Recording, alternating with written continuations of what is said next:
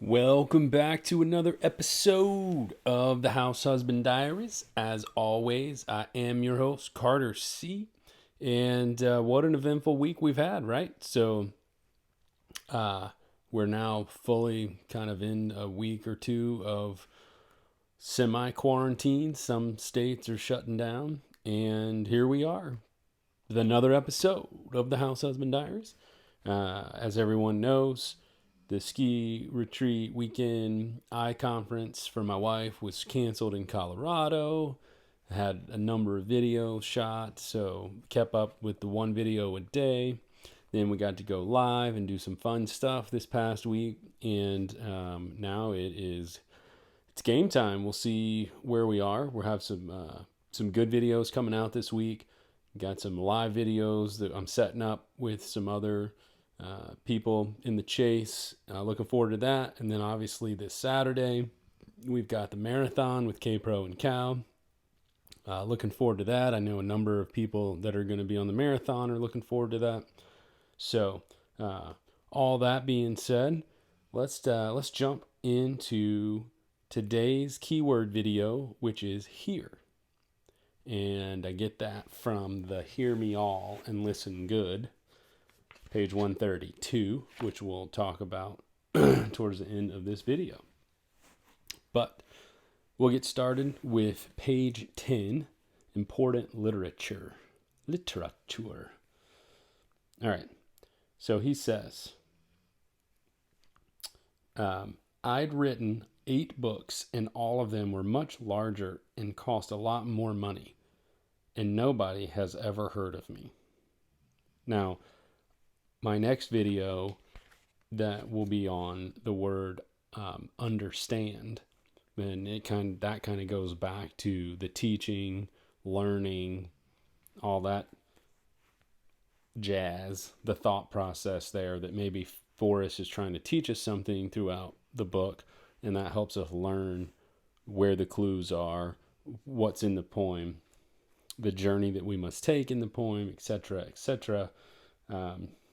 So anyway, it's all intermixed, but that is the sentence right before that, and so it's just interesting. I can't wait to get through all of these. I'm like chomping at the bit to go back and do a secondary analysis of all of these themes and pages, but I'm trying to get through all the other ones, because if I cut off too soon and I don't do a good job the first time of reading slowly and getting all the themes and all the possible keywords, I might miss something.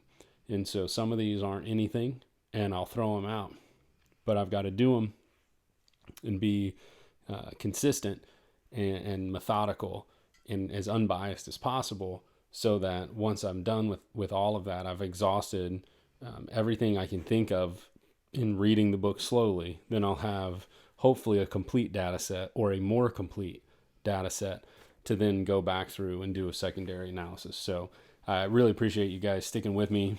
And as I was saying, this whole past week, 40th birthday is coming up, and if you would just subscribe, if you like the videos, and the subscriber numbers have jumped way up this week, I really appreciate it so much. It's so encouraging to see that subscriber number go up, and just the fact that people enjoy the videos, enjoy the content. I know not everybody enjoys it, and there's nothing you can do about that. So for those of you that do enjoy my content, if you enjoy the live stuff, if there's ever anybody you want to see go live, or if you want to be live, you can email me, carter@hhdiaries.com. I'll talk to anybody, as long as everybody's respectful, and I try to be as respectful as possible as well. So this is a free country, and I just hope that we all treat each other with respect. We can differ in opinions all day long, and but anyway, if you would subscribe, if you liked all of this, hit the subscribe button if you hadn't already. For those of you that have, thank you so much, and for those of you who hadn't, it takes 2 seconds. It means a lot to me. Probably doesn't mean nearly as much to you. So thanks so much. And let's see. Where were we? That was a public service announcement for me, right? Ah, the joys. Page 12. Still in important literature. Top paragraph, last sentence. He seemed like my kind of guy, but I couldn't figure out how he could be such an important writer when I'd never even heard of him. Talking about J.D. Salinger. And then later on page 12, there's two mentions of here. And it's down at the bottom. Well, the first sentence read, if you really want to hear about it, the first thing you'll probably want to know is where I was born and what my lousy childhood was like and how my parents were occupied and all before they had me. Blah, blah, blah, goes on to page 13 and all that Copperfield kind of crap. He's quoting J.D. Salinger's Catcher in the Rye. So I don't really think there's anything there. I think he's just quoting Catcher in the Rye. The first part, I think it's interesting. I guess I should have gone back to when he said I'd written 8 books, all of them were bigger, more expensive, whatever, nobody's ever heard of me. I think that's something that's important because I think, there's something about Fenn, there's something in this story about life, and there's something in this story about being known past, life.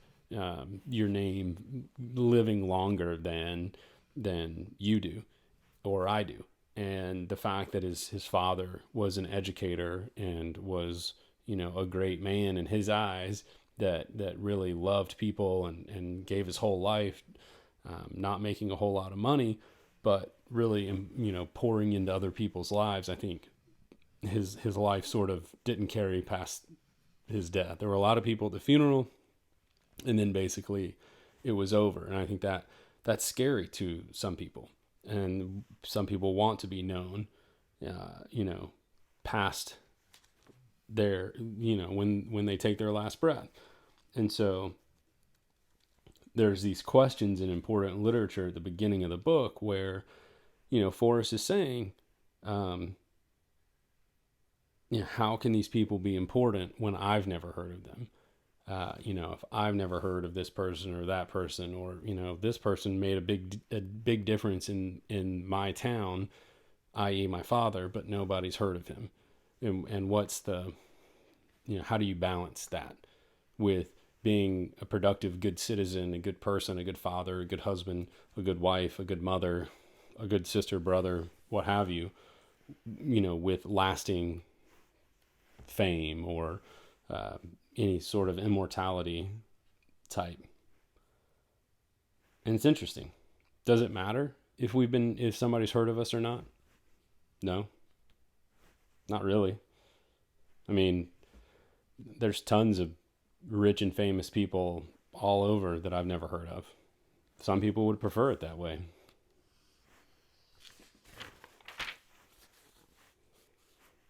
I don't know. Think there's anything there? What do you guys think? So we move on. Page 13. And I've talked about this sentence more than once. Admittedly, the places in JD's book were different from mine, and the names were different, and the time was different from mine, and the schools I never heard about were obviously different, but other than that, it was my very own storyline.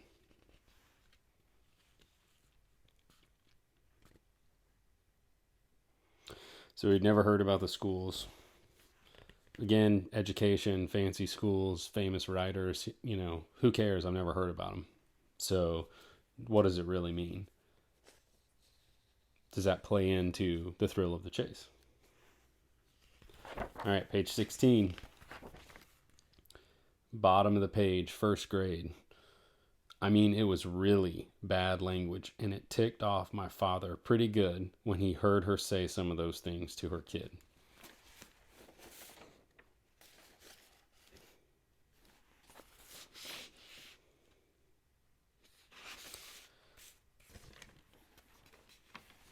That's an interesting chapter, right? Olives, people want to think.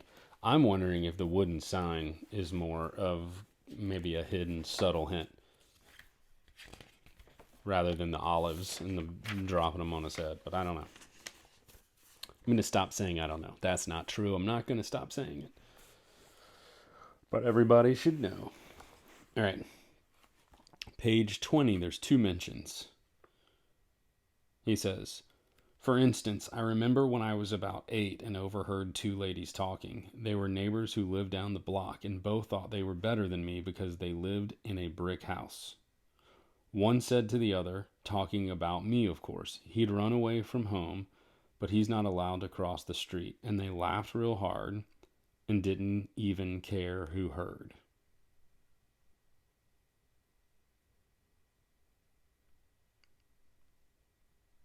So, I used overheard in there too. So that first sentence, for instance, I remember when I was about 8 and overheard 2 ladies talking. And then down in the last sentence of that, what I read said he'd run away from home, but he's not allowed to cross the street. And they laughed real hard and didn't even care who heard. And I've said that in a number of videos about didn't even care, laughing. These themes continue to come up. Similar sentences, same pages. I'm dying to get to that secondary analysis. Just dying to do it. But who's to say I have enough information? I might miss something. So I'm gonna keep going. Okay. I think there's something there. Do you have to cross a street? Is the parking lot on one side of the street and the trail or the sightseeing thing is on the other side of the street? So you have to cross a street.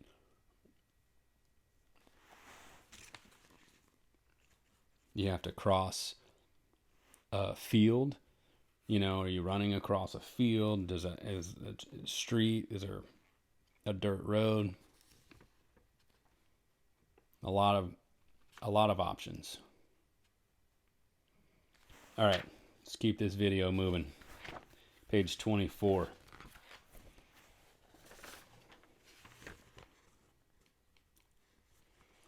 Page 24 comes up all of the time too.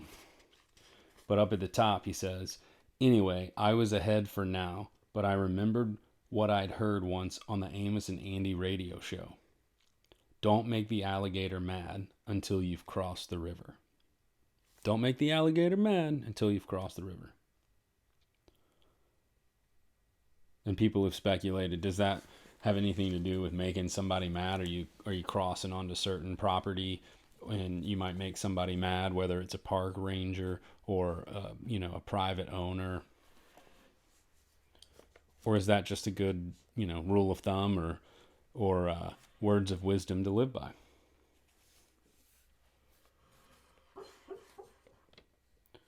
Oh, no. Did you hear my puppy? Oh, are you chasing squirrels? Yeah, you getting them? Get those squirrels. Oh, and the birds. Yeah, get them. Oh, get them. Get them. So cute. Okay. Sorry about that. Let's see here. Page 24. Page 26. So one of the interesting things, complete total aside, is it's getting to be spring, and the geese do not know that the coronavirus is coming and is here, and that we're on lockdowns and voluntary. So they're still migrating. I know they're completely not listening to Fox News or CNN or the BBC. I mean, they should be arrested. I just think it's terrible. It's the worst thing that these geese are migrating and other animals. I mean, they're not even listening to, the people, the government and news organizations and doctors. I mean, it's just outrageous that animals would just, go off instinct and live a life. However, that aside, taking, on walks now is so much fun because we have some lakes in the area, and he loves to chase the geese, and the geese don't really like to be chased, but the geese kind of make a mess because they don't have bathrooms, and so they just kind of go wherever. And so he was running this morning chasing them, and I was trying to call him because he's just now figured this out, that he really likes to chase them. And so he was off leash, and he may or may not have should have been off leash. And so this lady came out. She was looking at something else, but she was like, "Good. I hope he gets him. I hope he runs those geese out of here because they're messing up my yard." And I was like, "Oh, okay, thanks." I know that's an aside for those of you who don't have dogs. You're like, "Why waste my time?" For those of you who have dogs, maybe you thought that was a nice story. Alrighty, page 26.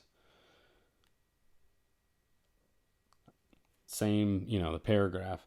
I prayed for D's. If they weren't paying my bills, I didn't have to listen to them unless they were saying something I wanted to hear.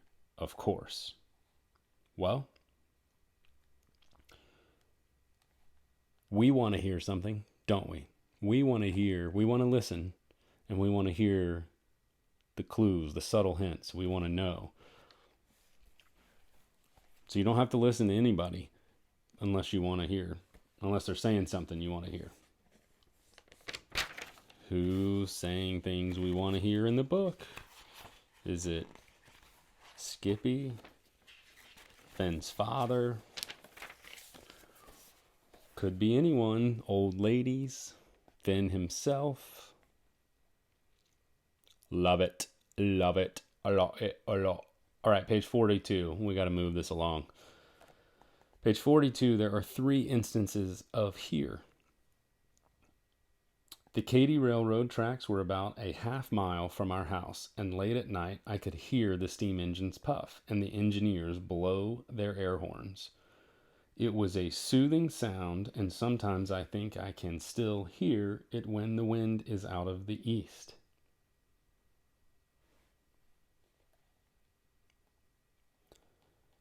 If my head was in the window, I could hear the sound and instantly knew what it was. Next page. But sometimes I still hear it in my dreams.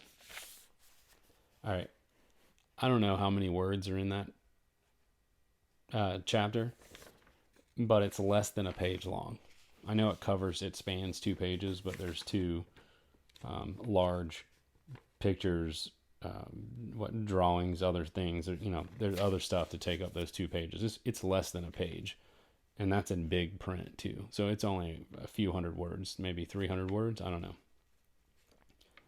And he mentions here 4 times. So I go ahead. I've said this. I believe I've said this previously, but I'm going to say it right now.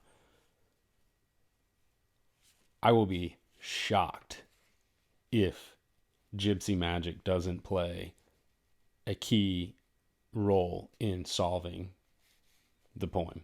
I'll be shocked. If that's just a made-up story that is just filler, just a nothing, well done, Forrest. Because that story piques my interest a lot. All right, page 82.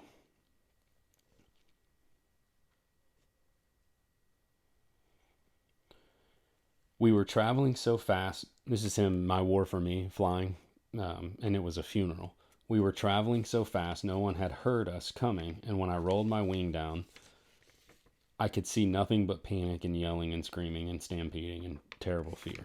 I don't think there's anything here with the here theme. I think that's just that's natural when planes are flying that fast. You don't hear the sound. As are a lot of things in My War for Me. I think they just kind of go with the fact of war and fighter pilots or fighter jets and stuff. All right, page 87. I knew the path at Lyle didn't take prisoners, so when I heard dogs barking in the distance, I quickly opened a large can of pepper that had been zipped in my G-suit for almost a year. And then, 2 sentences later, he talks about a midnight requisition of the mess hall for the pepper. Mike and I from Treasures Galore just talked about that last night when we went live there at the end.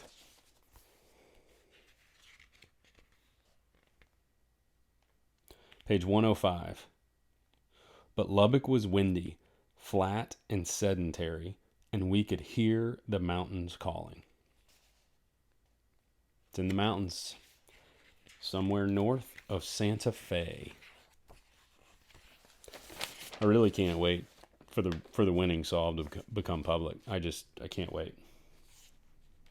I really don't care who finds it. I hope it's somebody that needs the money or needs whatever, can do good things with it for their families, what have you.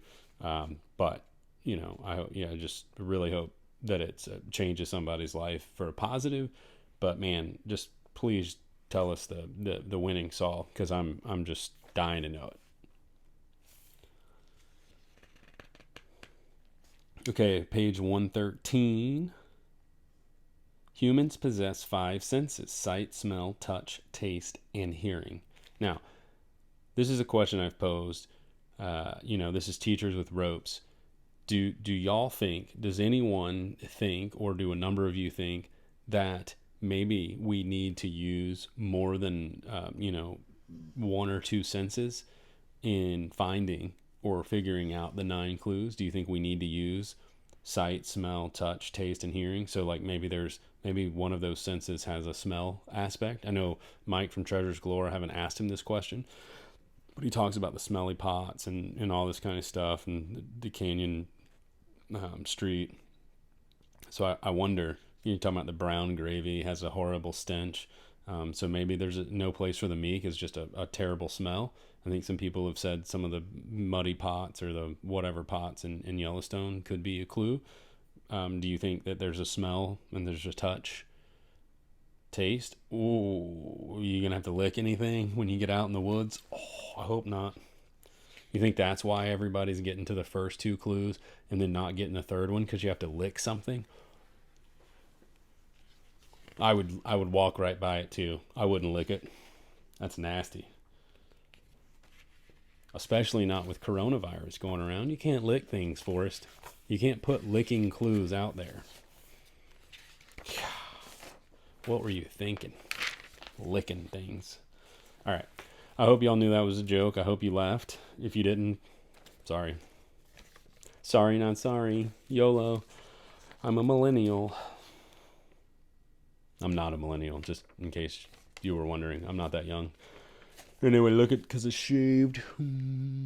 Alright, this is like day whatever, umpteen thousand of house husband quarantine. Being a house husband's like being on quarantine, So, really, just another day at the office. Alright, page 132. We all know what page that is. So hear me all and listen good. It's the poem. It's where he says here. So hear me all and listen good. Your effort will be worth the cold. I think there's more in stanza 6 than we give it credit for. Okay.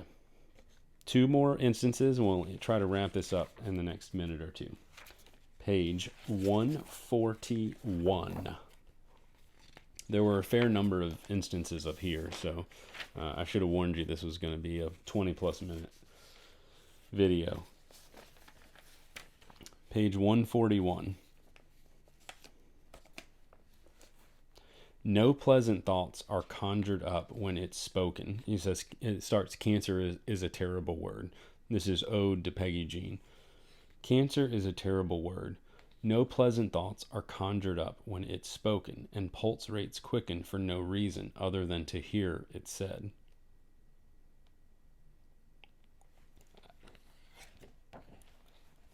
I don't know if there's anything there other than that thing that I never can remember the name of that I talked with Candy about and mentioned on the live show, and we'll talk about it more, but the 7 stages of man, or I don't know, something. I really need to look that up. I keep mentioning it and I butcher it every time, but maybe it's just talking about, kind of the fight of cancer and then going into that kind of hero's journey type thing, and it's just terrible. Page 146, the last mention, and we'll close this video. The sanctuary was filled, and maybe 100 friends were standing outside, hoping to hear the words that were being spoken with such passion and eloquence. He's talking about his father's funeral. So people were standing around, more than could fit in the chapel, the sanctuary. So I think that's an indelible, leaves an indelible mark on someone, right? When your father is such a good, genuine person that they make such an impact on a number of people's lives that they come to your funeral, or their funeral, and pay their respects. And so you can tell, I don't know, there's some saying about how you can tell how a person lived their life by how many people were at their funeral. So they could be the richest people in the world, and have nobody show up at their funeral because they were a jerk to everybody. And they could be a very poor person, but droves come out to pay their respects. I guess like somebody like a Gandhi or a Mother Teresa, because they made an impact, and it wasn't about the money that they earned. The impact was more emotional and longer lasting, so to speak. So, just keeping kind of the key word, the theme train rolling. This episode was on here. It's a keyword, possible keyword, something we're not thinking about, looking at. Those are the instances of here in The Thrill of the Chase. As always, thank you so much for watching, commenting, emailing me. I have a great time doing this. So, I'm enjoying interacting more with people live, getting that figured out, the sound issues and all of that stuff. I'm having a blast. So, just let me know, write me, comment. And if you ever want to be on, if you have a topic you want to discuss, if you have parts of solves you want to discuss, anything. And that goes for anything. If you have travel, any, politics, anything for the channel, for the House Husband Diaries, I'm down to talk about and have a conversation. So thanks so much for watching this episode of the House Husband Diaries. As always, I hope you are having a great day. I hope you're staying sane with the coronavirus quarantine stuff. Be safe. Don't spread it crazily. If there's people that are at high risk in your neighborhood, or at work, give them space, and hope everybody gets through this time safely. Have a great day.